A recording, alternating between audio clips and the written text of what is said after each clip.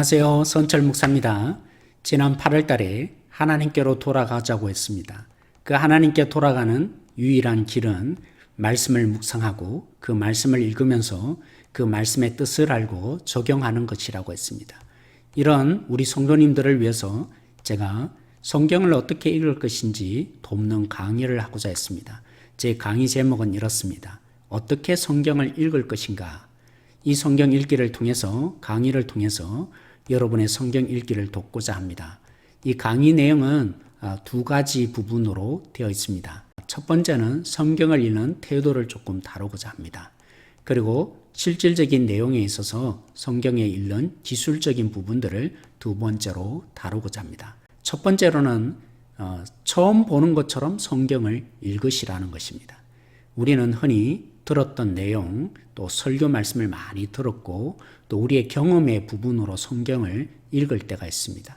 또 교리를 알고 있어서 그 교리의 뼈대 위에 성경을 읽을 때가 있습니다. 또 우리의 문화적인 습관을 따라서 성경을 읽을 때가 있습니다. 그것이 잘못되었다는 것은 아닌데요. 그것을 중점적으로 두다 보면 원래 성경이 뜻하는 바와 달라질 때가 종종 있습니다. 제가 본문을 하나를 통해서 예를 들어보도록 하겠습니다. 잠언 6장 6절에서 9절에 있는 말씀이죠. 여기 보시면 게으른 자에 하면서 비유를 든 게 개미 가서 지혜를 배우라고 했습니다. 우리에게 흔히 개미는 무엇입니까? 부지런한 자, 열심히 일하는 자, 이런 비유로 흔히 알고 있습니다.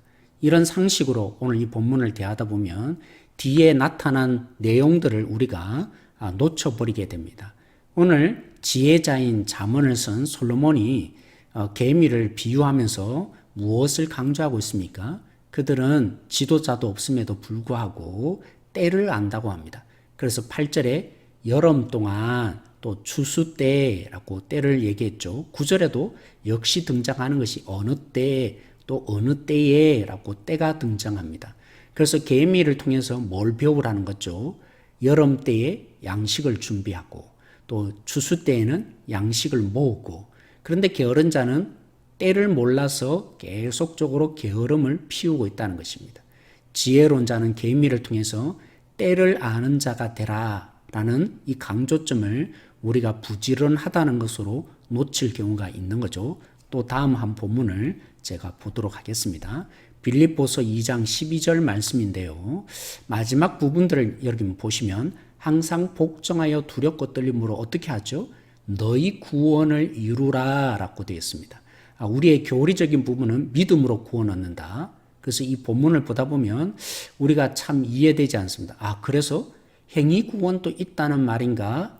그래서 교리를 동의하시는 분들은 이 본문을 그냥 모른 척하고 넘어가게 될 것입니다.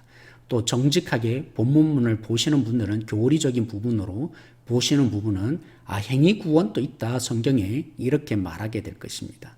그래서 이 본문이 뭘 뜻하는지 정직하게 모든 부분을 제거하고 보면요, 구원은 소테르라는 헬라어 단인데 관계가 회복되다 할 때도 구원입니다.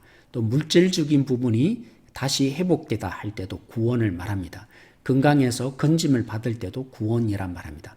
그래서 영적으로 천국에 간다, 이 부분만 구원이라는 단어로 사용되지 않습니다.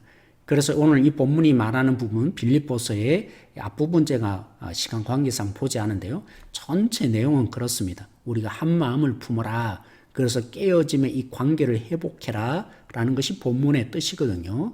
그래서 그 본문 자체로 이렇게 읽어보면 두렵고 떨림으로 너희들의 이 깨어진 관계의 공동체의 무너짐을 다시 회복하라, 이런 본문으로 우리가 읽혀질 수 있는 거죠. 다시 기억하십시다. 제가 두 가지 본문을 보여드렸는데요, 처음 읽는 것처럼 읽으셔야 합니다. 처음 본문을 대하는 것처럼 우리가 읽었던 습관, 또 들었던 말씀, 또 우리가 알고 있는 지식, 또 우리의 경험, 또 이럴 것이라는 예측, 이런 모든 것을 내려놓고 성경이 처음 보는 것처럼, 성경을 처음 대하는 것처럼 읽으시는 여러분 되어졌으면 좋겠습니다. 이제 내용으로 한번 들어가 보도록 하겠습니다. 그 내용에 우리 육하 원칙이라는 것이 있습니다. 언제, 어디서, 무엇을, 어떻게, 왜, 누가 했나 라는 그런 원칙, 이 부분이 적용되는데요. 그래서 성경을 읽는 기술의 첫 번째는 때를 보는 것입니다. 물론 때가 나타나지 않는 경우도 있죠. 시간을 잘 살펴볼 필요가 있다는 겁니다. 제가 예를 들어서 본문 3개를 준비했는데요. 첫 번째 본문은 요한복음 2장 1절에 있죠. 여기 보면 예수님이 사흘 되던 때에 가나 혼인잔치에 참석하셨습니다. 이 사흘 되던 때를 사도 요한은 의도적으로 기록하고 있는데요.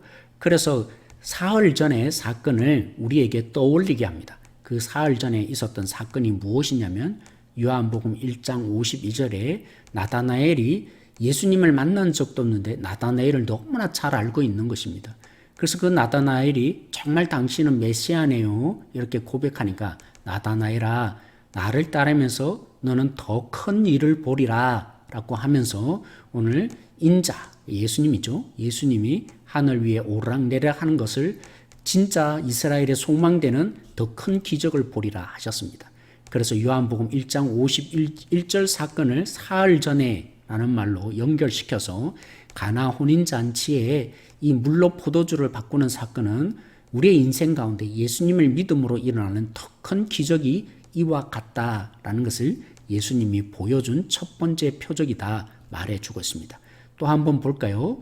요한복음 4장 6절에 보면 예수님이 사마리아 지역을 지나갔는데 그때가 제 몇 시였다고 하면 여기 있죠. 제 6시쯤이었다라고 성경에 기록해 놓았습니다. 사도 요한은 이걸 우리에게 보게 하는 거죠. 시간을 기록하지 않아도 되는데 예수님이 그만큼 이 사마리아 여인을 만남에 많은 희생을 치르고 오셨다라는 것을 우리에게 보여주려고 사도 요한은 6시라는 시간을 기록하고 있습니다. 또 한번 볼까요? 요한복음 7장 37절이 있는데요. 예수님이 외치셨는데 그 성전에서 외치셨거든요. 잘 아는 말씀, 누구든지 목마르거든 나에게 와서 마셔라. 그러면 그 배에서 생수의 강이 흘러나리라. 이 말의 뜻이 뭔지를 오늘 우리에게 가르쳐 주려고 사도 요한은 예수님이 언제 그 말씀하셨는지 명절 끝날이었다 말합니다. 이 명절은 바로 초막절이었거든요. 유대인들은 초막절에 아주 중요한 행사를 합니다. 그 초막절에 성전에 물을 갖다 붓습니다. 그 물을 부으면서 이사야 12장 말씀대로 구원의 우물물을 우리에게 주십시오. 에스겔에 말씀하신 대로 성전에서 흘러나온 물이 온 땅에 흘러가면서 죽은 곳마다 살아나는 풍성한 결과를 얻습니다. 이런 것처럼 그렇게 행사하면서 우리에게 언제 이런 구원을 주십니까? 하나님께 기도한 그들에게 예수님이 바로 내가 이 이사야의 말씀 또 에스겔의 말씀을 성취하러 온 자다. 그러므로 다른 것이 아니라 내가 너희들에게 생명의 물, 닿는 곳마다 생명이 살아나는 풍성한 생명이 살아나는 그런 물이 되어줄 거다. 예수님이 말씀하셨다는 것을 우리에게 깨닫게 하는 단서가 바로 명절 끝날이라는 단어입니다. 요약을 한번 제가 한번 해보도록 하겠습니다. 지금까지 내용 여러분 기억하십니까? 첫째, 처음 읽는 것처럼 성경을 대해라. 이게 읽는 태도다. 또 성경의 직접적인 내용에 있어서 제가 실습하면서 시간이 중요하다. 그 시간의 기록들은 우연이 아니다. 그래서 그 시간의 기록들이 성경을 해석하는데 중요한 단서다. 그래서 여러분들이 앞으로 때가 나오면 시간이 나오면 여러분들이 꼭 잊지 마시고 기록해 주시기 바랍니다. 오늘 처음 강의 내용이었는데 계속적으로 업데이트되는 강의 내용을 여러분 읽으시면서 하나하나 성경을 읽는데 여러분에게 도움이 되었으면 좋겠습니다. 네, 평안하세요. 샬롬.